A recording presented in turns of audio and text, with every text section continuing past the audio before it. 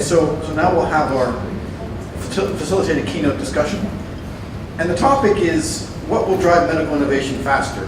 Open data or access restrictions that protect the interest of those who generated the data. Now, this has sort of been a theme that, as you've seen, sort of has been running across the day to some degree. And I think it's also one of those unspoken things that people don't really discuss about. And I want to relate an anecdote. I don't know if any of you follow the Faster Cures Consortium, which is in the US, which does a lot of collaboration and patient involvement. They had a webinar about a month ago, and it was about changing the process in medical research and development. And it was interesting because the first speaker was talking about data sharing, and in the typical data about data sharing, and we need to do more of it. And we need to do more of the data sharing. And then the next speaker was a young entrepreneur. I think he started when he was 17. He was running the company called Freenome, which is about liquid biopsies and trying to prevent all medical disease, that big grandiose stuff. And they asked him, how are we going to get people to share data more? And I expected him to say something about, yes, we just need to do it and all this. No, what did he say? He said, well, we need to understand the system. Systems and things are the way they are for a reason. So instead of just saying we have to share data, we have to understand why there's resistance to share data or what the barriers are. Which was really surprising to me. It was kind of an opposite answer than I thought it was going to be. And I think that's sort of the underlying theme and the idea from this session is we have to understand the issues around and the perspectives from the different sides about sharing data and about using data to advance medical innovation. And so I want this to be a discussion and a good session. So I'll start right off with Nicholas Bloomberg. I'll introduce Nicholas. He's the director of Elixir. He's also a bioinformatician by training and has had experience in the pharmaceutical industry. He's also the coordinator of the projects Accelerate and Corbel. And so he's very well poised to talk about open data. Thank you very much, Scott. And so I've been invited to advocate open data sharing to this audience, which I guess is a little bit like advocate the existence of God to the Curia in Rome. But I'll try to do my best. And I think the title that was given to me was Open Data is the fastest way to drive biomedical innovation. So I tried to focus on the innovation part and really try to base my argumentation around innovation. I think I'd also like to start with a disclaimer. I think when we talk about open data in the biomedical and the medical space, I think no one is debating the fact that we need to have access restriction due to personal privacy and review by ethics committees or institutional review boards. And I think Scott pointed out it was really the distinction between choosing who you share with or choosing not who you share with from a collaborative point of view. But I think that there is really no way around talking about data sharing in the translational space without mentioning the, I guess the word is interest-generating editorial in the New England Journal of Medicine last year, where people who were using the data generated by other clinical trials or other research projects was branded as, I think the word was data parasites.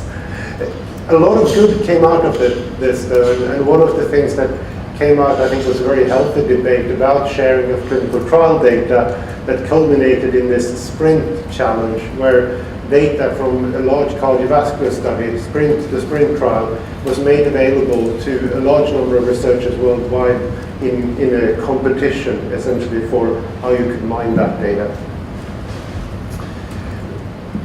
But taking a step back from the biomedical domain, we know that open data has a very large value. So we can think about all the apps that we have in our phones on meteorology that relies on the data released every day from the American NOAA Meteorological Association. This is an example from another US government agency, which is the Landsat data set from the imaging satellites. And so this was for many years a restricted data set. It was licensed, and so it's been collected for a long time, since the 60s, and other agencies and companies could license the data set for use in their own internal processes. It was quite a large, important revenue for the Lancet annual license was about $6 million. So however you do calculate, that's a lot of money coming into an institution, and it actually takes a bit of thinking before you go open with that. But actually in 2009, they decided to have a free and open data policy. They would just give this data set away. And the reason was that they realized that most of those $6 million were coming in from other government agencies. So there was not any new money. It was just shoveling money around in the taxpayer system. But I think what is really interesting is that what happened is the exponential increase in use of that data set by other customers that would never have started to license the data. And today they've estimated this is about $1.7 billion market, the value of the Lancet images in downstream applications. So I think what it shows is that if you remove encumbrances on data access, a lot of people will be driven by curiosity and opportunity and start to do something interesting with it. And that can generate quite substantial economic value for society, not necessarily for the center that actually have the costs associated with the data. In science and life science, of course, we know that our data is intensively reused. So these are just two examples from my career. Scott mentioned I've been in AstraZeneca for many years as a molecular modeler in structure-based design. And the PDB archive was the first open data archive, founded in 1971. But 15 years later, sorry, there is a bit of an echo, so I'll try to move around. About 15 years later, Janet Thornton and others realized that there was enough data in the PDB that you could actually start to do meta-analysis.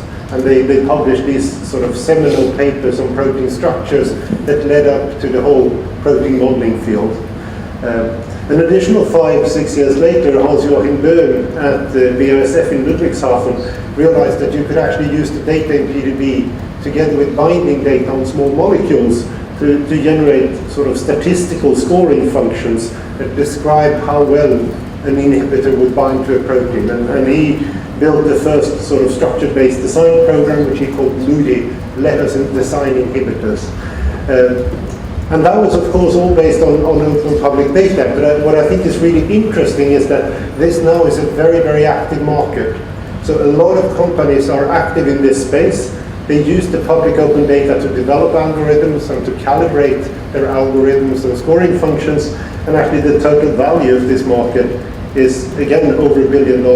So I think for me, what these two examples shows is that there is not only sort of innovation in the scientific and the curiosity sense of the word, but there is also quite a lot of innovation potential in the European Commission sense of the word, but that means ability of creating companies in the larger society. And so the business model then for this open access data is the same business models as we have for roads. You build a road and all the small companies travel on the road, and that's part of society. So how is it in the medical domain? And I think this is a really interesting example of open data in the medical domain. It's the Humanitarian Data Exchange, the HDX, which is sort of a Wikipedia of humanitarian data. It was built by the UN and launched in 2014 at an open data conference in Berlin, just about the time as the Ebola crisis hit Africa. And so initially this was geared at two projects in Kenya and Colombia, but actually they realized very quickly that this was the platform they needed to manage all the public health data in Western Africa. And so during the Ebola crisis, this open data platform was fed by WHO and others. And I think what is interesting, in addition to the fact that it was incredibly helpful, I think, it was using quite sensitive data given the stigma that was associated in that society with being an Ebola survivor, where you would run the large risk of being ostracized from the community. is that it had very detailed geographical knowledge on cases and fatalities and healthcare workers infected and the location of the treatment centers and sort of the status and the location of burial teams for the victims. So all actually quite sensitive personal data, but at the height of the crisis, you have to just do away with some of these concerns because this was being used for things like response plan coverage, but also planning food assistance. So of course, if you have Ebola, you're not tending to the rice bodies, and so you need the humanitarian aid. And so I think this is a really good example of a lot of different data streams coming together, and the fact that it's open and unencumbered make it possible to add a lot of layers of innovation on top. So Scott mentioned the reasons for data, why we're not sharing data, and that was a good plug. You didn't know this, but actually there was a systematic review of the barriers to data sharing in public health, published in BMC Public Health 2 years ago. And actually, what is interesting is that this is a meta-analysis of the scientific literature where people talk about barriers to data sharing. And if you look at the top reasons, well, the first one is that data wasn't collected, which is probably true but not very interesting. But then you have, as the top hitters, things like the lack of metadata and the lack of standards, the lack of resources to drive data sharing, and the protection of privacy. Whereas things like restrictive policies and lack of proportionality, i.e. getting something back for data sharing, wasn't quoted very frequently in these reports. And I think it's quite nice to be at an e-trix conference and present this, because if we look back at the e-trix project, it has actually systematically addressed, I think, these barriers. You have the standard starter pack, you have the work that you've done on the principles for data sharing and reuse, and e-trix in itself have of course been addressing the resource need for data sharing by the systematic curation. So I think if you've been working in public health, you would be on the right track. How it is in translational, we don't know, I guess. And so I think the final point I'd like to make is that actually open data sharing really is about long-term asset management and doing that effectively and scalably. And I think we've seen over the last couple of days the increased cost of trying to keep things hidden in today's world. They're actually quite significant. So unless there are good reasons to keep things behind the lock, an open data policy will serve you well in a rather hostile internet environment. But I think fundamentally it is really about finding effective lifecycle management and sustainable approaches to share what is ultimately a public good, an investment by the public in science for the benefit of healthcare and society. So I started with the Sprint Challenge, and I'm sure you wondered how it went, at least those of you who didn't follow the webinars. These are the two of the winners, and I think what is interesting with this is that they were looking at the data, they came up with new approaches that wasn't part of the original study protocol to assess individual risk scores, and actually some of them went further and validated those risk scores in independent trials where they could see the same pattern. Now, of course, these are not regulatory quality tools or anything like that, but I think it's a good demonstration of the power of openly shared data. And I think the other thing which is really nice is that the winner was a small startup company in Israel. And so they had nothing to do, and they were not part of this community that were involved in the large Sprint-funded trial. And so overall, they had about 143 submissions to this data challenge from 107 institutions in 26 countries. And I think that's my final point on open data. You can harness good ideas wherever they are in the world. So, thanks for that, and I'm really pleased that you can't ask any questions. They will go to the panel later, Scott, right?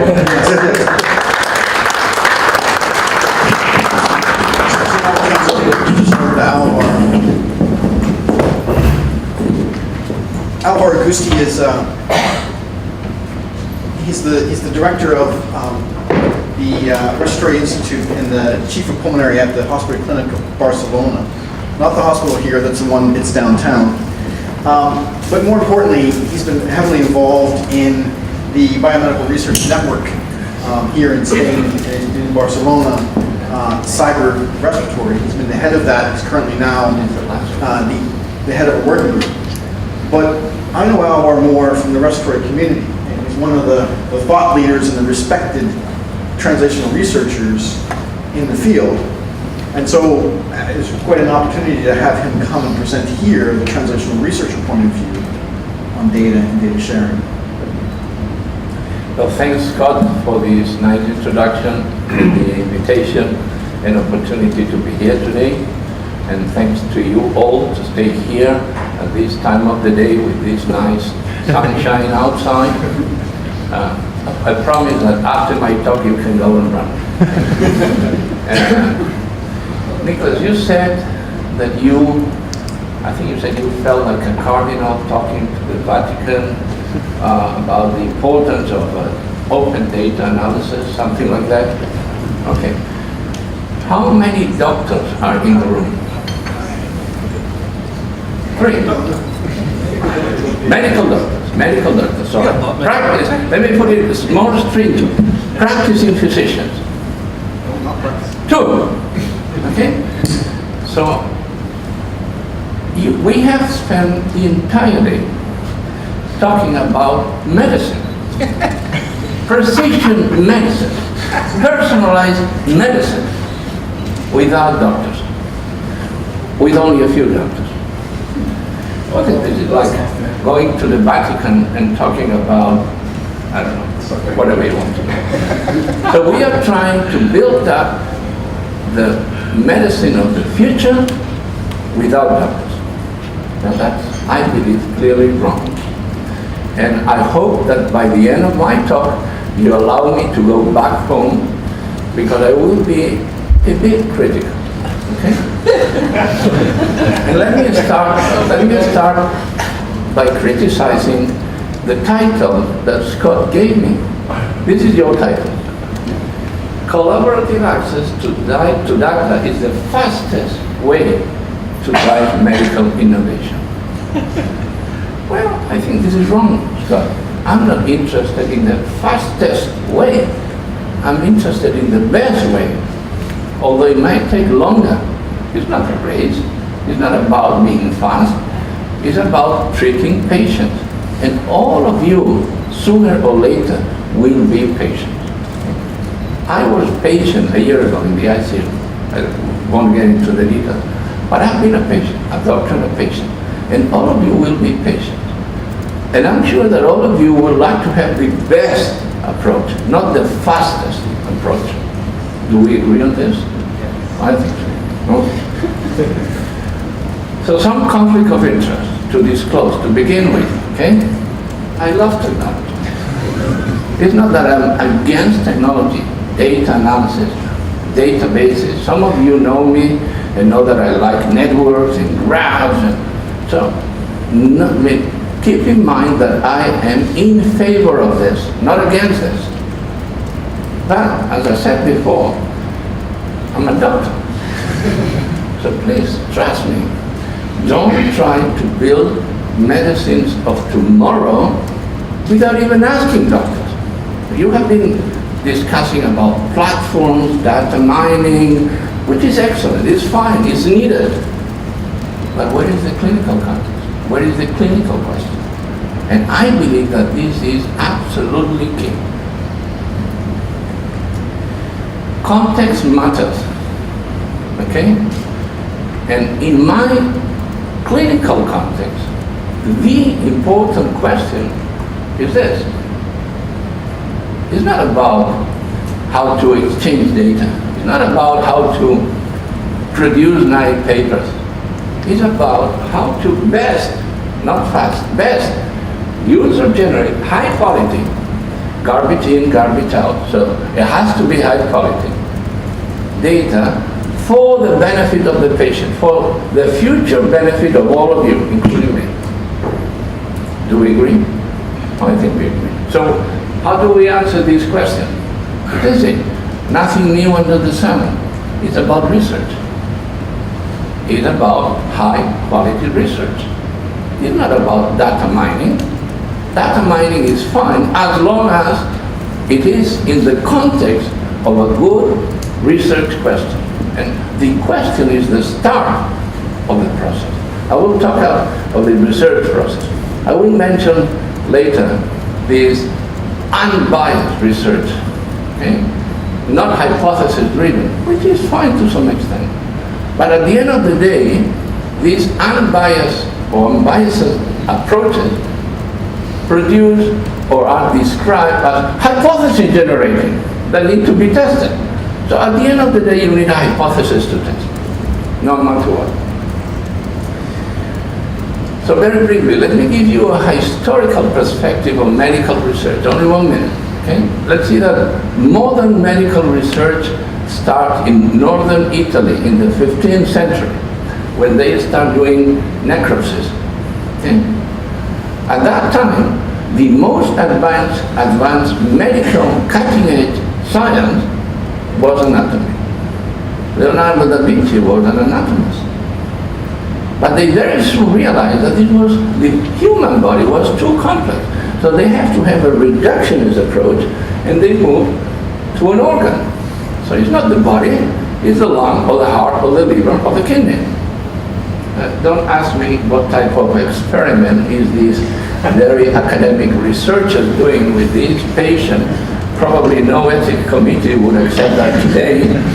But this is physiology, 19th century, okay? Still the organ was too complex. So we moved to cells. And since the mid-20th century, we have cell biology. Still too complex. We moved to proteins and genes. And these are Watson and Crick in Cambridge, 1956 or 7, I believe, before the Nobel Prize. Okay? But this is still too complex. Although by 2001, we got this seminal publication, the genome. Oh, now we have the genome, the human genome. Everything is solved. From that paper, we will be able to understand all human diseases, to prevent all human diseases, and to cure all human diseases. This is more than 15 years ago. Does this happen? No, of course not. This is still too common. And I like to quote this guy, some of you know him, but Laszlo Barabasi. He's a physicist, okay, now holding a position of full professor at Harvard Medical School. He's one of the leaders of network medicine, okay? And he says that in this very small book, you can buy it in Amazon linked. Have you ever seen a child take apart a favorite toy? Of course you have. Did you see then the little one crying after he or she realized that the pieces cannot be put back together again? Yeah. So this is what he says. This is what we did with science. We have taken apart the universe and have no idea of how to put it back together.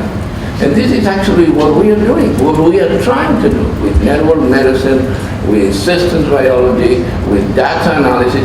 So what we need to do is to integrate information. And we have many different ways to do this, but integration is the word.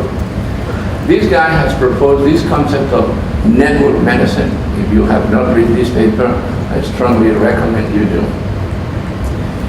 And this is myself, poor clinician. I have been trained, and the other clinicians in the room, I think, will agree, precisely to integrate data. When a doctor sees a patient, by the way, medicine has been personalized for the last 3,000 years. Every time a doctor says, "How are you, Mrs. Smith?" you're talking about a woman whose name is Smith and who is whatever, age and whatever. So you have been personalized in medicine with better or worse success, but you have been personalized in medicine for many years. So every time the doctor takes a clinical history or physical examination or look at chest x-ray or take some blood test, simple one, not genome. I mean, what you do as a doctor is to try to integrate in your brain. And you say, okay, these symptoms, these signs, this chest abnormality, blah, blah, blah, blah. Mrs. Smith, you have COPD, or you have asthma, or you have pneumonia, you have whatever you have, and you treat it. What's the problem? The problem is now we have far too much data. And how to integrate this within a clinical practice framework is, in my view, the key. This might look something like this. Okay, this is a diagram. And this is what we published some years ago, 2010, 11. How do we see one particular disease that we call COPD, chronic obstructive pulmonary disease? This is not working, but COPD is here.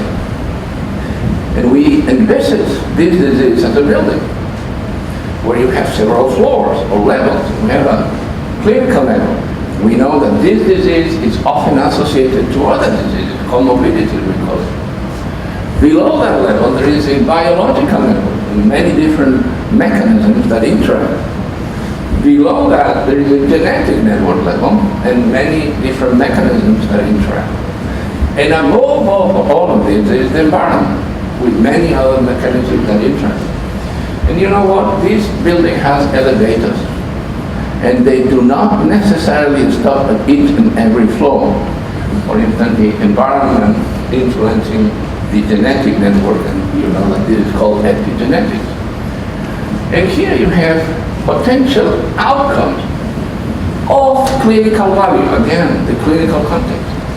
You might identify genetic variants that tell you about risk of dying, risk of developing other diseases, risk of responding to a given treatment. The endotype, a couple of you mentioned endotype. I fully agree, this is very important. And this will tell us about diagnostic biomarkers and eventually new targets for treatment. Clinical phenotypes and lifestyle changes. So in closing, let me give you a clinician's view on what we discussed today, which is data access or data sharing. Okay? I think I said that this morning, but it is not about usability. It's not about the tool. How fancy is my new platform to integrate whatever I want to integrate. It's like a new drug. You need clinical trials that determine the efficacy and the safety of whatever approach you want to take. This is precision medicine. We talk about precision medicine. This is the population with the same diagnosis and today the same prescription. But there are actually 4 groups. The red ones, drug is toxic and not beneficial. You clearly don't want to give the drug to these patients. Drug is toxic but beneficial. Well, here you have the clinical judgment. And you have to see and decide whether or not you still want to provide that treatment despite it is toxic. Chemotherapy for cancer, that's a good example. This is not toxic and not beneficial, but expensive. And this is where you want to go. So you want to have ideally a population of patients with any disease where the drug is not toxic and beneficial. In that case, price does not matter. Okay? Someone mentioned randomized clinical trial versus real life study. Oh, yeah, here's the answer. Real life studies. Let's go to the population. Well, of course, randomized clinical trials have many limitations and some advantages.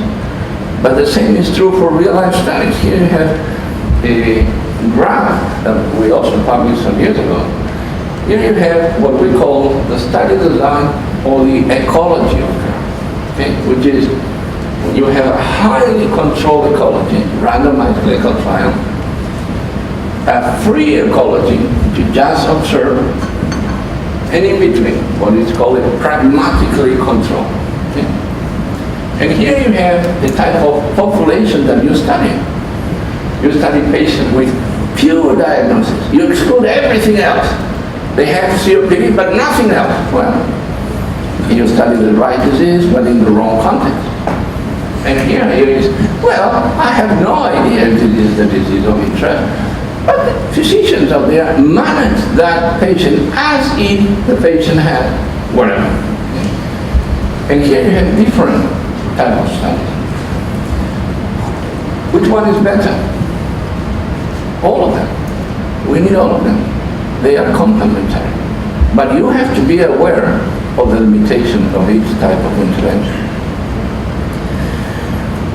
Open, which is the topic of today, versus collaborative access. Of course, open access. Come on, give me a break. I want to access the data day one, as soon as possible. But if you talk about biomedical research, the devil is in the details. And the details are key. I'll give you an example. We published this paper a couple of years ago, New England Journal of Medicine. My goodness. This is the truth. No question. This must be right. Okay?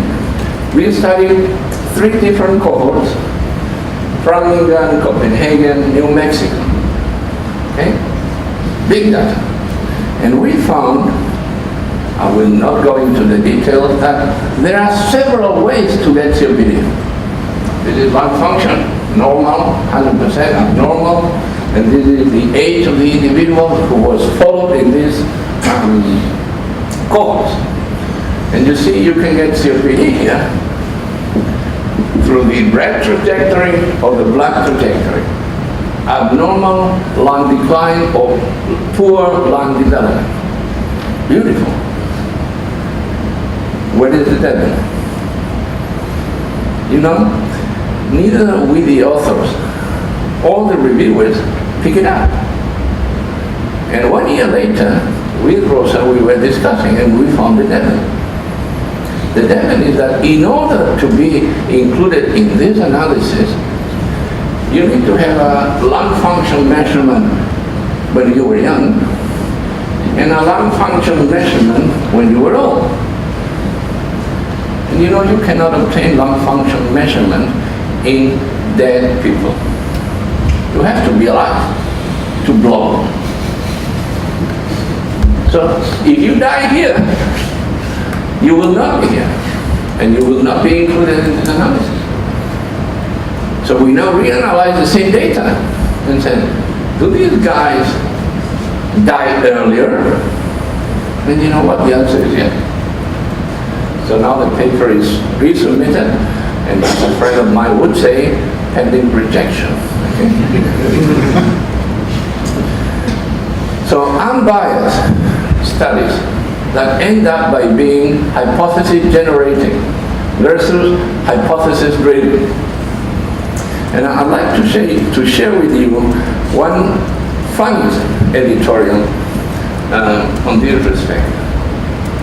This guy is a famous apoptosis biologist, okay?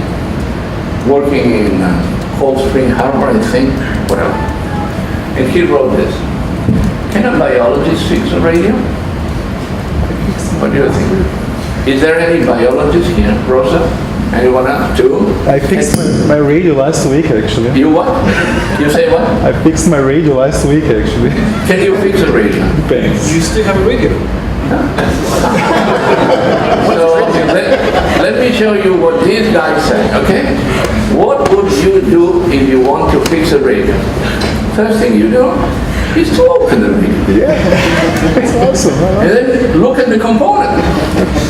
And these guys start classifying each of these components by size, by color, by position, by change. And then he described what he called the most important component, which is a long piece of electric cable. And he realized that if he cut that cable, radio does not work. So this must be the most important component. And then he found here a little area which was burned. And said, this is a target. So after doing all these sort of things, he came up with a pathway, a diagram of why there was no sound expression by the radio. And look at the pathway, which is actually quite similar to the pathway we have now. Okay? Many signals influence the most important component. These are all components here and other signals. And through some unclear mechanism, you explain sound expression. These are about the level of our understanding in many different biological processes. And he had a friend who was an engineer. And he showed this diagram to his friend, engineer, and the engineer started laughing. He said, "Oh, give me a break, this is wrong." This is perfect, not that one. This is the system. And I think that it was you or Niklas or Scott who talk about the system. Of course we need to understand the system. Of course we need to. And these were these 4 levels, or 5 or 6 or 10, and multidisciplinary approach. If you like this approach, I recommend you this book. Dennis Noble, I think that Charles knows him very well. This is a beautiful book.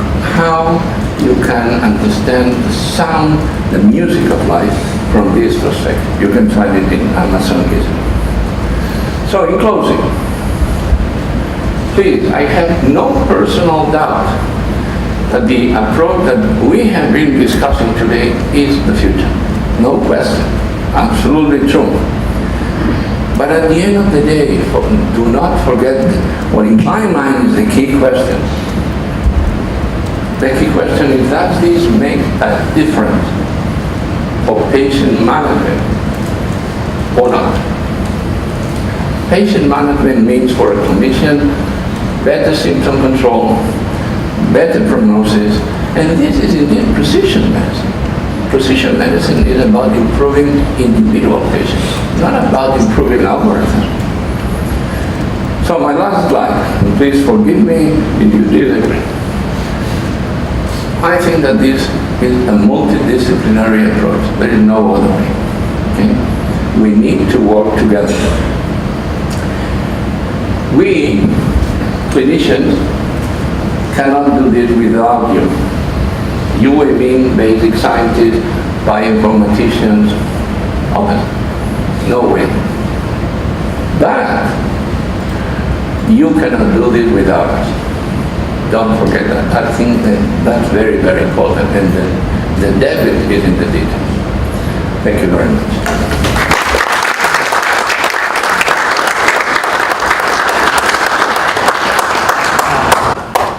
Thank you very much.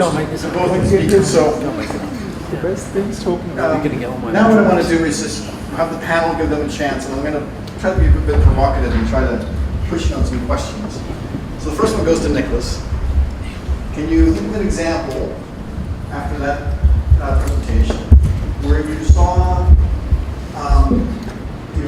something, medical advancement, without having to have a clinical trial, or without having to have clinicians involved? No. That's a good question. But that's sort of I guess the point coming out of the last Sticky plasters? What was it? Sticky plasters, band-aids, perhaps? No, I don't know actually, and I don't think that was the point I was trying to make. And I think really interesting, just to follow on Alvaro's last point. I think the question there, I think it's undoubtedly so that whatever biomedical or biological research we do, we hope to impact on human health. I think the question is the timeline, and for some fundamental the process understanding, those timelines can be very, very long indeed. But they have spilled over, I think, into the medical domain. I think that's really the question: where are you on this sort of translational scale? Arguably, in a translational science meeting, we're quite close to the translation. And so the next question, kind of following on to Charles. But so Charles, I mean, with the systems medicine, where does the clinical trial come in? Say your disease maps and everything like that. Once you have that, where's the clinical trials, or how are we going to do clinical trials when you have thousands of genes you're trying to integrate? So maybe a short answer is we will have to turn around our thinking. And currently what we do is we have a very refined, precise question, and then we select people for inclusion in a very targeted way. in the next period of time, we are going to operate very differently. We are going to collect data from individuals, whether they are in good health, exposed to risk, or in the onset of disease. And later on, we are going to be able, through the computer system, to reconstruct clinical trials addressing very specific questions. So that is going to leverage both the clinical knowledge, the person who is in charge of telling us how he or she feels about his or her health, and the computational capabilities. There are many hurdles along that path that we can discuss, but I think this is the short, medium, long term what is going to happen. And it will overcome this issue about targeted, restricted concept, which is limiting our ability to exchange useful data across many studies. Go ahead, Mark. I basically agree, Charles. Let me extend on this. I think that one key concept for future clinical trials is the concept of endotype, which some of the speakers mentioned. Okay? An endotype is a biological mechanism that can allow you to stratify patients with apparently the same disease, so apparently the same phenotype. And this is actually happening. In asthma, for instance, there is new molecules that block interleukin-5, inflammatory molecule, for those of you who are not in the biological field of asthma. The first test clinical trials of anti-IL-5 treatment were a complete failure. Now they identify some endotypes of biological mechanisms, and very importantly, some biomarkers that identify the patient of asthma, that endotype. There is the eosinophils. And they repeat the studies, the clinical trial, only in patients with asthma with that endotype, identified by that biomarker. And you know what? It worked beautifully. Otherwise, that drug would have been thrown away. So I think that we need systems biology, network medicine, data sharing to identify basically endotypes that allow us to stratify patients. And in those stratified patients, still not N of 1, still not precision, but at least stratified patients, test the drugs that we often have. Why not take that one step further and just diagnose patients by endotype instead of having a diagnosis of asthma and then trying to define endotypes? Only define endotypes. I think that's where we have to change the practice of medicine. I think that we need to change the classification of diseases. Absolutely. Because the current classification of diseases is based on symptoms. It's Sir William Osler, 19th century, not 100 years ago, more than 100 years ago. And then we try to understand the biological basis of such a classification. We have to go the other way around, as you said, identify the endotype, and then give a name to that disease. I think in neurodegenerative disease, we see this in particular. People talk about Parkinson's disease. Well, we know we have half a dozen different genes which individually, when mutated, cause disease. It can't possibly be the same endotype, and it can't possibly be with the same drug. I showed that paper of ours in the New England showing two different ways to get what we call COPD. Do you think that these are the same diseases? Of course not. But we are still treating and diagnosing this patient equally. That's wrong. Exactly. So I just want to extend that a little bit deeper and try to go a little bit to your rules on balance. I mean, when you talk about endotypes and all this stuff, I mean, obviously then, we heard earlier, like I mentioned in one of the comments, is that a lot of the preclinical data, you can't replicate it. So, how do we deal with, when you're looking at data, how do you deal with that quality issue? Or can we, or do we always just have to wait till we get the new data in to confirm or yeah? Well, I would say that what we need is well-performed studies and at least have the proofs or the quality controls that these studies had. And if we want to use data that was generated before, it's not, we had to try to replicate the key findings in several places, doing different methodologies, because we know that will be variability, but if something is true or likely to be true, it will be here in your lab and in another lab, where the variability and the quality control will be not the same.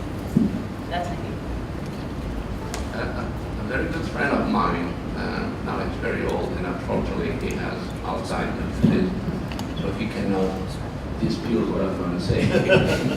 But he told me many years ago, you know what, Albert? In science, in research, if a biological phenomenon is true, really true, you need one individual to show that this is true. However, you need to do some statistics. And actually you need 3 to convince the reviewer. And I mean, of course this is extreme, but if biology is true, well, it's there. Can I just add one thing? I think this is the question. I think that is probably the most misunderstood question in science today, is this reproducibility issue. When we're dealing with biological systems, I mean, as a systems biologist, I say context matters. You know, it's impossible to replicate every variable in reproducing an experiment. And you can measure, the system is responding, but it may respond a little bit differently. I had an experiment that I was analyzing with a scientist at GSK, and he wanted to get, you know, the real biology behind the system. So he did 3 independent replicates on different days. And the only signal in the data was which day he did the experiment. I mean, these things, you know, you really have to think about context. Context matters. And so if we're looking for a generalized phenomenon, then we should do a lot of experiments and do it over a lot of conditions. And then what we learn over that is the result. But a single experiment tells us mostly about context. Yeah, there's a wonderful anecdote about this, came from the lab of Max Delbruck in the early days of molecular biology, upon which he based the principle of limited sloppiness. So the best way to make sure your experiments work and are reproducible is to have limited sloppiness. Because they had this problem. They were looking at the effects of UV light on combination in bacteriophage. And they did a whole series of experiments over weeks, and they could not make sense of the data. And they eventually found out that the major difference between the data, when they had enough to look at it, was that some of the experiments were carried out in the afternoon, and some of the experiments were carried out after dinner, or around about dinner time. And the difference was, when they went to dinner, they turned the lights out. And they thereby discovered the process of photoactivation in DNA repair. And so, when you look at an experiment that is not reproducible, you really have to look at, the devil is in the details. You have to find out why the experiment is not reproducible. And it's not because the other guy didn't do it right. Yeah. It's just that he didn't tell you everything that he did. And I think that's exactly the fallacy in the whole argument. It's not; these are not irreproducible because people are messing up. Right. They're all. You just don't know the conditions that make Exactly. it reproducible. Exactly. both out. They're both true. Yeah. Well, there could be, but I think context is important. So I want to maybe shift the focus a bit. But you know what you've heard here, I mean, I think is that, you know, even if we're doing the best science possible, there's still going to be lots of data that need to be integrated, lots of perspectives and lots of disciplines. Right? So I want to switch the case here, because if you're very interested in development, right? You know, what do you do, or what's the way to actually make, we sell lots of tools today, make those tools so that those tools can support that multidisciplinary approach. You know, it's perhaps a challenging question, but maybe it's an approach to development. I'll let you. Yeah, it's a very good question. I'm not sure I have a ready answer for that. I do very much agree that we need a multidisciplinarity, and Dr. Agusti pointed this out. And okay, it's not an answer, but it's a question I'd like to ask you about data sharing. That's a good strategy. You are asking a question and then you ask me a question. That's called a system. I deflect, so I get some time to think about it. My question is, when you talk about data sharing, you talk about doctors, but how about the patients? What is their view on it? So clearly, this is a question for Charles. Now, in my experience, patients are extremely open. Once they have accepted to participate in a study, whatever it is, and of course you have to explain them what the study is about and the ethics and blah, blah, blah. As long as I think you guarantee them that their data will be anonymized, I don't think they have, by and large, any major problem. By and large, people, including us, are generous by nature, I like to believe. So it's more about the technical issues, or the view of some researchers that say, oh, no, this is my field, I will get a promotion from this, or a patent or something. But I don't think that the patients are the major barrier. I don't. Can you talk about the IRB? Actually, yes, I think they want Not to. the patient. They really want to participate, and one prime example has been, of course, Ibaipred, where we filtered essentially all the data we collected through the involvement from the very beginning of 6 patient organizations. And it has been a quite effective way of really getting the feedback which is useful to them. I like to, in fact, ask another question, which is, what is the cost of not sharing? So if you think about, there was a quite interesting paper about imprecision medicine, where it was shown by Schork in Nature recently, that out of the 10 most used medications, the number of people who benefit from that medication when it is prescribed by a doctor ranges from 5% up to 30%. So even if we take the 30% number, it means that we are spending worldwide 6 trillion euros every year, which is wasted. And I would like to argue that to a very large extent, this is because we are not sharing data properly. And one of the reasons why we are not sharing data properly is very paradoxical. At the time of emphasis on the human genome, is about genetics. And I think the definition of privacy has to be changed dramatically because it is preventing us to anchor on genetics, all the other clinical features, because people are scared in some way of linking their physiology, their disease features to genetics. And if we were to stratify patients for good indication, as we saw in your diagram, to get the good combination of toxicity and efficacy, we need to be able to share that kind of data. So I think we need to have a quite dramatic change. And if you think 500 years ago, privacy, the common room, people were having social activities that today will be impossible in the common room every day. So we have changed the definition of privacy very much. But now I think we are entrained by regulations, lawyers, politicians who are afraid of using the data properly, yet we accept to spend $6 trillion or euros every year in a wasted manner. So I think something has to change, which is quite dramatic. Because someone is earning $3 trillion. We are spending, but that money goes to companies, people, stock exchange, whatever. Someone is earning that money. And so one person who pointed this out recently in a quite interesting editorial in the international edition of the New York Times is Warren Buffett. He said essentially people in the US, they are focused on tax issues for companies. but this is about 2% of the gross domestic product. Healthcare is 6 times bigger. That is a major problem that we have to fix.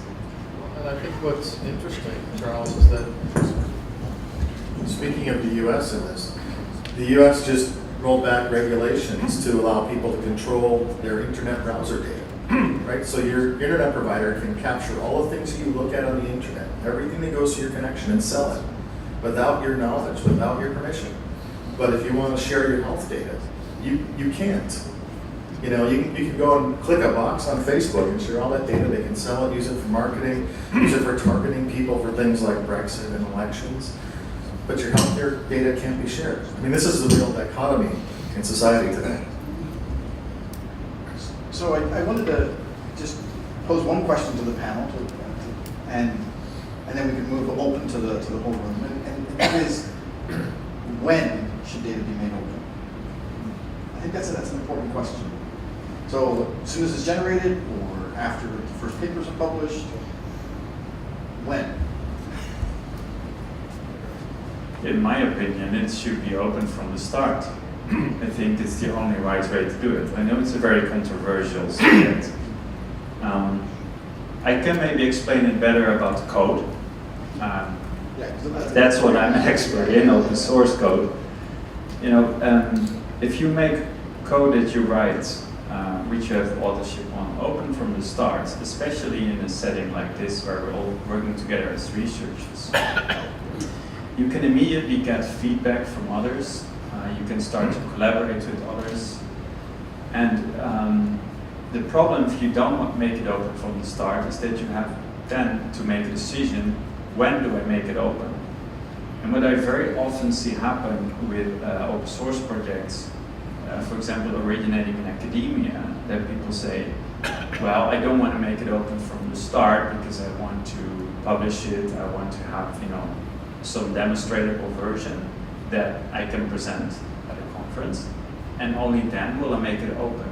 I'm not ready to accept feedback yet because I want to work on my prototype first and explore some things. I don't want other people to start messing in my code while my ideation about it is not ready. And I think all of this on the face are valid arguments. It's just that in practice, looking at the data, what I often see happen is that projects that are open from the start are much more successful in attracting collaborations. So that's the argument I would make for code. And for scientific data, I think you can very similarly come with the same kind of argument. That you make it open, you can profit from it, others can work with it, and it's just that much easier. And if you don't make it open, then when is the right time to do it? After your paper has been published, maybe then by then it's irrelevant because that's 2 years down the road.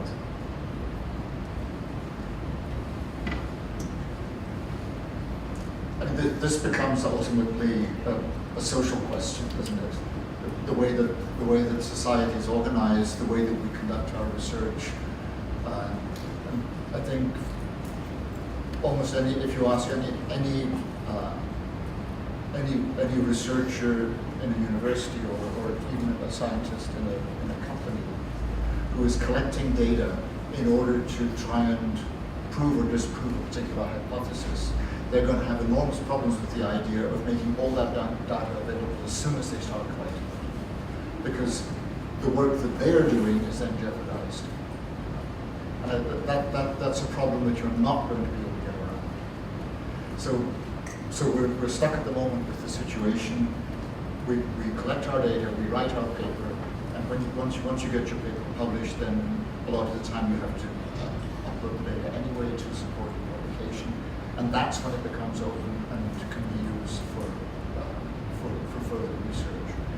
So I think it's important here to consider also the question that we haven't actually spoken about, and that is not necessarily just the use of data in research, but the reuse of data in further research. And I think one of the biggest problems that we have in use of data at the moment is not necessarily accessing the data to use it for research, but is accessing it for reuse after you've collected it for the primary purpose. And that's where a lot of investment in research actually gets lost, because after the project is ended, the data disappears or remains on somebody's hard drive, and your best friends and your opponents know that you've got it, but nobody else does. And so this is something I think is a very important point. And the question that we've been asked to look at here is whether collaborative access or open data is the best way forward. I won't say the fastest way forward, because I agree with Alva that the question is really what's the best way forward. And that's also a question that really is so deeply ingrained in the structure of our society that there's no yes and no answer to that, in my opinion. Because the question of whether a patient is willing to share his data is also something that is ingrained in the social structure. And that's not something that you can change from today until tomorrow and say, okay, we think that the best way forward is open data, therefore everybody should make their data open. It just can't happen. So, So can I give a really scientist's answer to that question, which is the first is it depends, and the second one, the question is ill-posed. But picking up, I think on these 2 points, I think it's interesting to compare the Human Genome Project, which you can compare to many of the open source projects in the data was actually made open, essentially as it came off, well, not the sequencing machines in those days, but as it was generated. And I think the reason why that worked as a completely open from the start was because there was a very strong social contract. You had the Bermuda and the Toronto declarations within a small, tight-knit community where there was a gentleman's agreement to share credit, and there was rules for how credit was shared within that community, which I think is very similar to successful open source project, because there is a social contract for how you generate credit. I think the other extreme of this, I think you can look at the patent system, which is essentially open data. It's just a 25-year delay. So the contract society have around a patent is that you as an inventor disclose your invention into the public domain. And in exchange for that disclosure, you get market monopoly for 25 years or something like that. But actually the patent system were originally devised to force out new mechanical inventions in the public domains for other engineers to look at and be inspired by. So that's open data, but it's with a very, very long time delay and with some really quite substantial benefits to the inventor. For science, I think there is, for me, there's a very natural breakage point at the time where you publish a paper. So you make data available for others to read and understand in context of that paper. And I think if we look at many scientific fields that have sharing data as a practice, that is the point which many converge on, because it's practical. You know when you publish the paper. And sometimes there is a cooling off period, but I think that's very natural. So, to this, I'd like to add one important point, which is not only did we agree to make the human genome available, it was a big fight. We will not discuss about side issues that we work with Keith and others up to international law. But another question is when it becomes to be usable. And in fact, it was when we adopted the standard FredFrap, 1998. And suddenly it was possible for many centers to have a data production pipeline which was calibrated according to the standard. And then it could become usable and useful for treating certain disease. You also mentioned, David, it's a social issue. Yes, but it is a social issue for our community, which is not the same in other communities. So, for example, in physics or mathematics, you produce data and you share it immediately, and when it becomes known and appreciated, one editor will pick it to write a paper.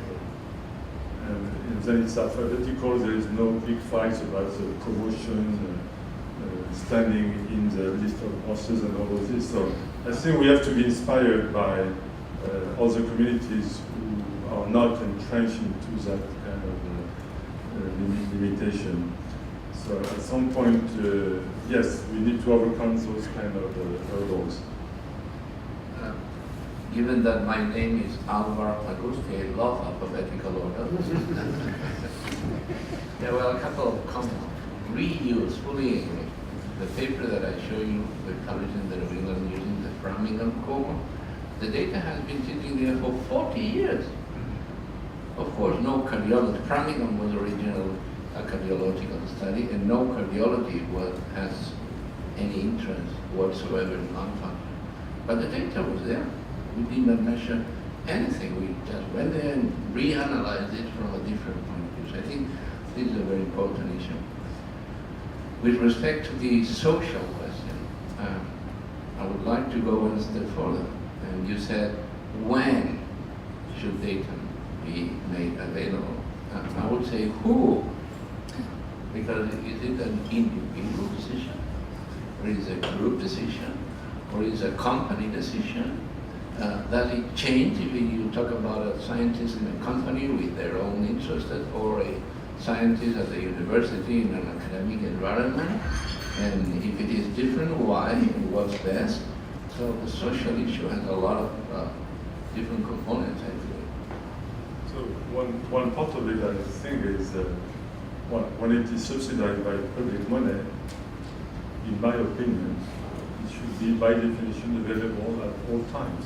Is it why Framingham is available? And so with Keith Elliston, when he was at work, right? Yep. We campaigned to get DNA sequencing resources available to the entire community. So we have yet to publish a joint paper to show how beneficial that has been. But it was a big fight because even in private sector, there are people who understand that it is through sharing that we are the most effective. And the divide is not between public and private. We have people in the academy and in hospital who, for reasons of promotion, positions, really are preventing sharing of data in ways that are not productive. I'd like to also add one thing. Very soon we are going to publish a joint editorial with many people in this room, where we take an example which is a cell phone. So when did the cell phone become a community for all humans? It was for two reasons. One was the World Wide Web, invented by CERN. And the second was the development of a standard, the GSM standard. And soon after, people in public and private sector started to develop commodities that now are available to everybody. We believe we are in a position to do the same thing for health, and that is the way in which we are going to reverse the trend of spending too much money by not sharing. And as you said, people agree to have their everyday data to be captured by big companies just by picking general conditions on Google, Apple, Amazon, whatever. And yet they are restricted from sharing their health data. Doesn't make sense. We have to change this. So I just want to bring it back around to the first slide that we showed today, which was that big complex data environment we're facing, right? And in a way, you can think of it, if you're open and sharing the data, we can reduce that complexity a lot faster. And that's what I meant by faster innovation, is that maybe it's not the clipping off the tops of the trees, maybe one person will get that first finding, but it's going deeper, going down that, finding that endotype, that we're not even close to doing all that. even like in the environment cohort, we're still probably years away before that data set's played out. And you said the framing was a great example. It's been 40 years since then. So at that point, I want to open up to the audience. If anybody has any questions or points you want to make? Keith? I would like to make one point that we haven't hit here, and I think it's tied into what we talk about with sharing. But when we talk about sharing, I think we talk about the patent law. And what we did was create a legal framework that facilitated sharing. When we looked at publishing, we created a legal framework that facilitated sharing, copyright and whatnot. And one of the things that stimulated open source software is copywriting a work of authorship and having a license that allowed you to share. One of the challenges we have with data is we don't have that legal framework. The only way to protect data is with a specific contract with a specific person. There are some more efforts in the UK where they have now what's called data rights. Data rights are like a copyright for data, but it's only in the UK. Everywhere else we don't have this protection. I think we need to think about, particularly in this concept of having the data scientists working with data, because they're using everybody else's data, they're not generating their own. How do we protect that data? How do we work with that data? It's a very good point, Keith. And in fact, when it comes to translational medicine, we have actually an even worse situation, because at least in Europe, the General Data Protection Regulation actually stipulates that you cannot process health data, except when you have specific things met, like an informed consent and so forth. And so they're the primary legal basis for what we're trying to do is actually, it's illegal, but. Yeah. And so that I think is really a major societal problem. That the whole concept is that this information is so private and has to be kept so secret that actually you shouldn't be working with it. Well, it's funny that we're going into this big data era without a legal framework for data sharing. Yeah. So just a few days ago, I was invited to testify to the French National Ethics Committee in their preparation for next year when the French law will be renewed and aligned eventually with the regulation that you just mentioned. And it was quite striking that essentially their views, there were three groups. One group was saying nothing is possible from a legal standpoint except for research. I tried to explain that research was changing because we are not doing research as we did 20 years ago. Another group was more the medical doctors. I'm sorry to say that they were like more of the paternalistic style. I own my patient, his sample, his data. I'm going to control everything. And then in between, there was the young generation of trained medical doctors and engineers trying to think about a new way of sharing data on the fly with mobile devices and all of this. So it's a very, I think it is the limiting factor. It is going to be the limiting factor. We need to resolve this, and I think the best way to resolve this is by showing success stories. And as the last meeting in Berlin, when we had the European Association of System Medicine Conference, we already had half a dozen success stories where we can see, by using a systems medicine approach, combining all of these different disciplines, yes, we can better understand endotypes, we can make better prescription, and we can treat better people. And we need more of those examples to convince the politicians, the policymakers, the payers. We cannot have it as an academic exercise. It has to be done in a very practical manner. Yes, but I mean, okay, imagine for a second that we have solved the problem of sharing data because we have a legal framework or whatever. Yeah, okay, we can now sharing data. This is the beginning. This is only the first problem. We have to ensure the quality of the data, the context where you do the research, the research question, whether it makes any difference for the patient, whether it is safe. So yeah, sharing data is very important, but it's not the goal. It's not the goal. Necessary but insufficient. And remember the devil always in the detail. Anybody else have a question in the audience or a point? You can stand up. Yes, stand up. Actually, I'm asking a question. The Professor Augustine, right? And I really like your comments about this. You have one picture about the controlled study vs the observational populational study. We actually now constructing a research proposal, basically try to thinking about the interaction and integration between small data, which is controlled experiment, and the big data, which is population study. And you said very rightly, they both are very useful. But I really find this very difficult to actually find out, either methodology or mathematical foundation, how these two can actually combine, in what way to actually can benefit each other.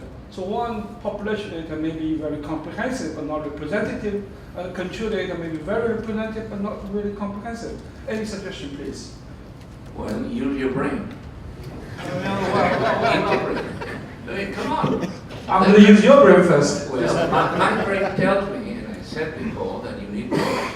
Yeah. The clinical, well, you have to get the information, the best information out of each of these 2 or 3 or 4 sources of information. Yeah. The clinical trial tells you about efficacy and safety.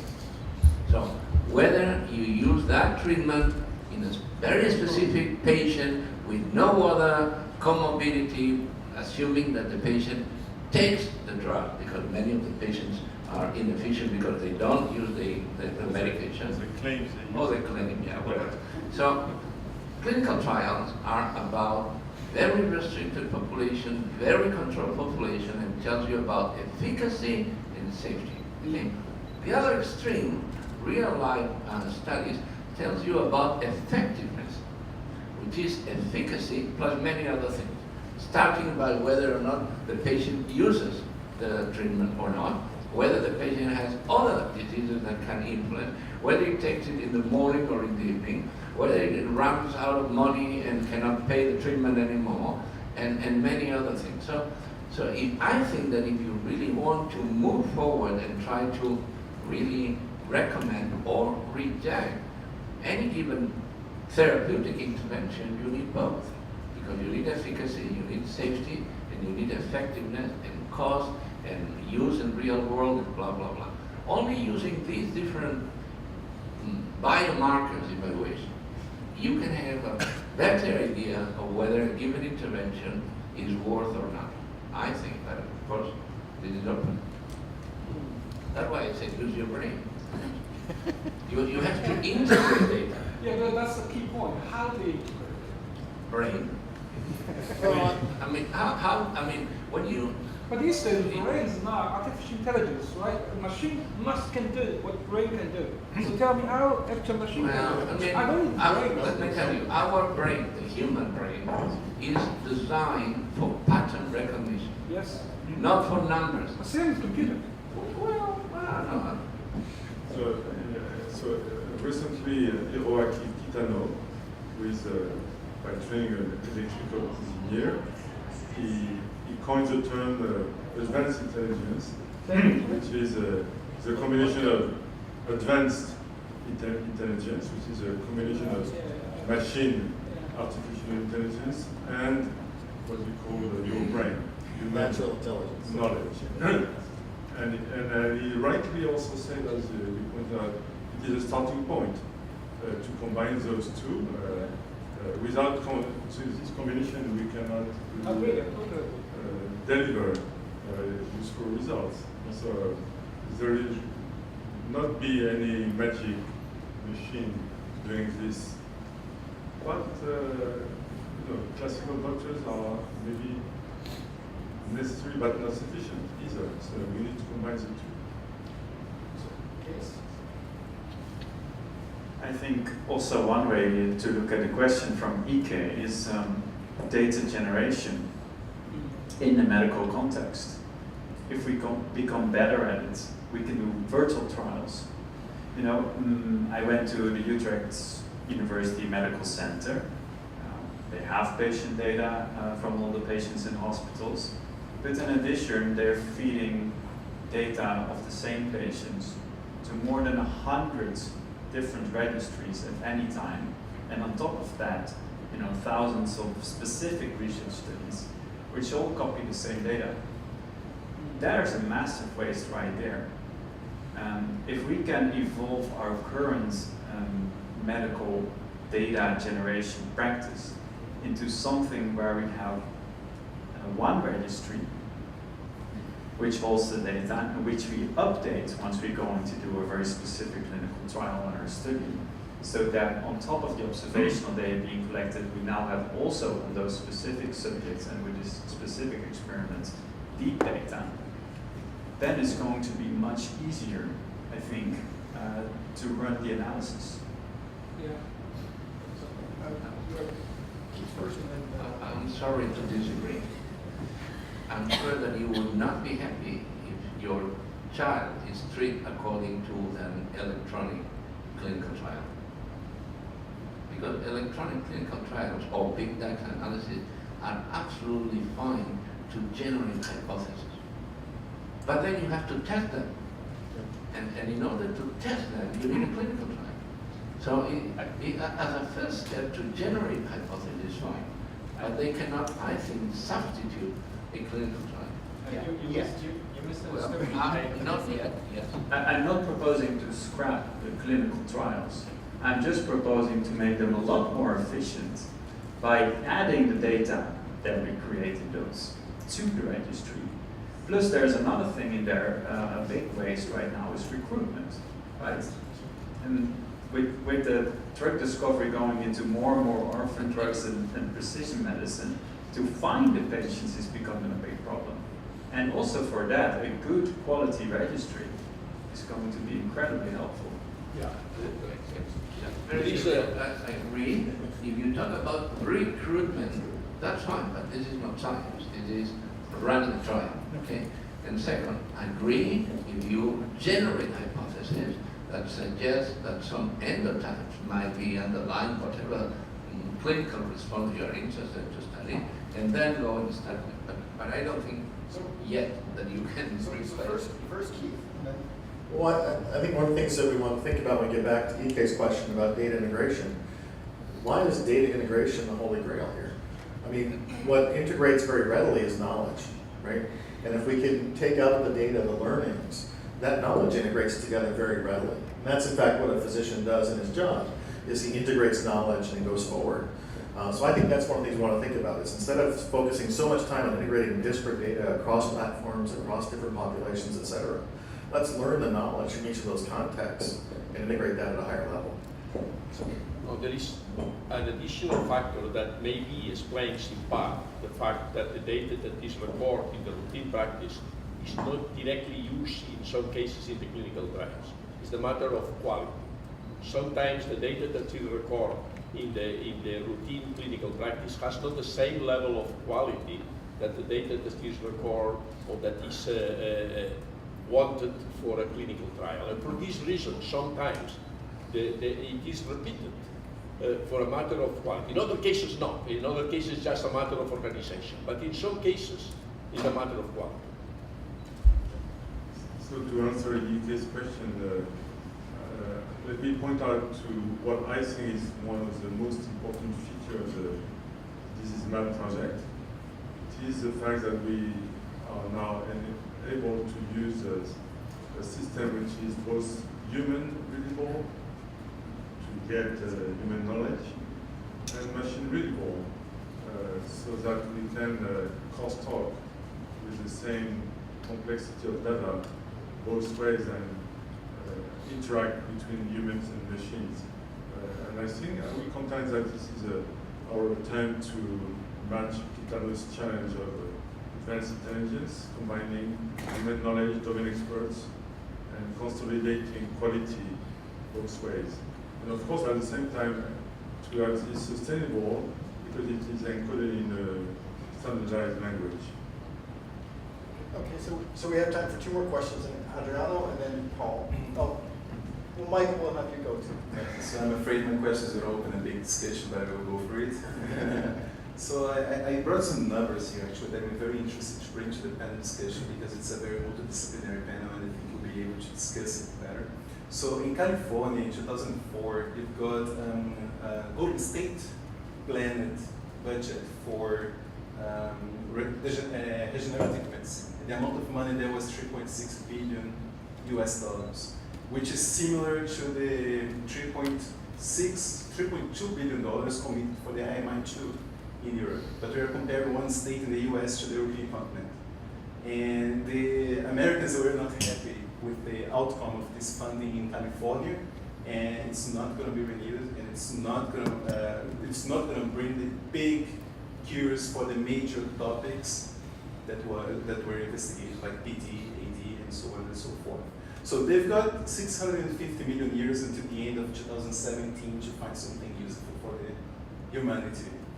If you think about the IMI2 and the challenges that we have for data integration and data sharing to facilitate discoveries into research, do you think that we take the risk here in Europe to come with the same bad image as we did in Europe, in California, or this is something that we will learn with the previous mistake to try to avoid and automate? If we want to have dinner tonight, then but I think the point is well made, and the take home, of course, is that it's not sufficient just to throw a lot of money at a problem. You have to do it in a kind of intelligent way, and whether IMI2 is going to do it better than what California did, time will tell. But I think we have a good chance because I think we really have learned in the meantime how to ask the questions better and how to put together a project that can really try and answer those questions in a more efficient way. We may not be the best yet. And IMI, a lot of people in this room have worked on IMI projects, and we know what it takes to get those projects running. You can also make a comparison between the biomarker projects that were started in the US at around about the same time as IMI was initiated. And a lot of people working on those projects were somewhat envious of what we were doing in the IMI projects because of the way the projects were formulated and governed. They were based on real practical problems, which in this case, of course, have come from the pharmaceutical industry, and were a goal-oriented type of exercise to try and answer those particular problems. So it's a different model for doing research, and all we can say at the moment is IMI2 is well underway, and it's underway because both the European Commission and the pharmaceutical industry that's doing the co-funding were, based on the results of IMI1, were of the opinion, yes, this is working and we can make it work better and we're going to keep going. So, in the interest of time, I just want to put people haven't had a chance to say anything. Paul? I just wanted to say it would be nice as a legacy for a very successful opening BioTrans 2017 to define what's been said today, because I think we've gone around in a very elegant, well-informed circle, and it's amazing how many great and varied minds and professions we need to do that to define the crux of the problem and the solutions to the problem. But my question is, who's going to pay for it, and how can we do something about it? Because it is complicated, but it is very doable, and the registries we have are abysmal. We're all in total agreement, and I think some of the suggestions here have been very, very elegant, make a lot of sense, and they're very achievable. Just like to see who in the room wants to contact me and do something about it. Or contact you, Scott. And so, Michael, you want to have the last word? Yeah, actually, I'd like to take it back to the basics a little bit. I thought it was interesting, Niklas, in your presentation, when you pointed out the Landsat example, and the metric you actually applied was how many billions of commercial value it generated, right? And I think we're looking at the healthcare environment here, an environment where there's a tremendous lot of money. So there's always big commercial interest somewhere. And I mean, it seems to me that a lot of the murkiness and the difficulties that are involved there is because it's not clear who owns what. So what would you say, and anybody on the panel, please respond to that. What would you say? Why can't we go and just very, very clearly say every piece of personal information that is generated belongs to that person, period. And everything else follows, right? Let's just take banking, like our financial information, very personally related. There's some aggregation, some statistics that is done, but in principle you own that, and if somebody abuses it, that is a criminal offense, whatever. Wouldn't that be a fairly straightforward, simple solution?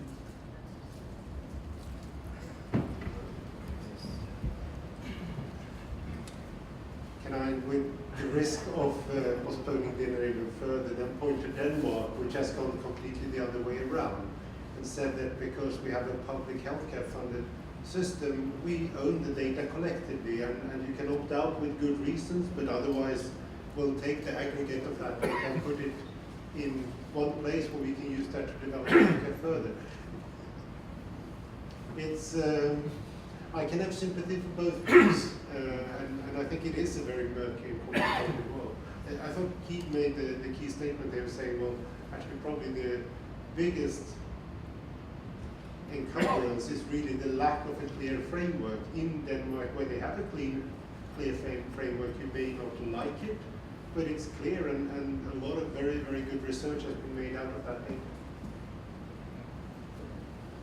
Yeah, and probably this is country specific as well, the answer. So in Netherlands, the trust in sharing data is a lot lower than in the Scandinavian countries for some reason. But to that point, we have a lot of experience in Egypt, right? What that country specifically does to the system. Yeah, well, I'm sure it's going to happen, Michael. It will take some time, but you talk to the youngest generations, and they say, of course, that's going to be the case. If you look also at the legislation, yes, the GDPR is going that way, and yes, the national laws are all going in this direction. So it's waiting now for the entrepreneurs that come and seize this opportunity to make healthcare data work for patients, to make the data a medical data economy. And I'm just hoping that it's not going to evolve into a Black Mirror situation, but rather that some good is going to come out of that. And that will require that it is social entrepreneurs that take this opportunity, not the ones that just are thinking about money. So it's going to be interesting times. Well, I think there is a huge public responsibility in giving the proper legal protection for that ownership. That's a big one. But also technology changes, right? Like blockchain or stuff. Well, I thought it was interesting, Michael, that you mentioned the financial services industry. Well, there's one last piece I think is really important. There we go. But the key thing is you have your financial data, it's all private. But yet, your data is shared in a private way amongst all the credit service bureaus. And they make decisions about everything you do using your credit score. But you agree to that when you open your account. Exactly. And I think that we need that same kind of mixed model here in healthcare, where all of your data comes together for people to say, generate a healthcare score or something of that nature. It can get aggregated and used, but still maintain that privacy so that you don't have it disseminated in ways that are detrimental to you, depending on your credit rating. But I think that's a really good analogy. So I think we're going to draw to a close here because we're over the time. Continue discussions in the bar tomorrow. I think this discussion exceeded my expectations because it went on, and so I want to thank the panel.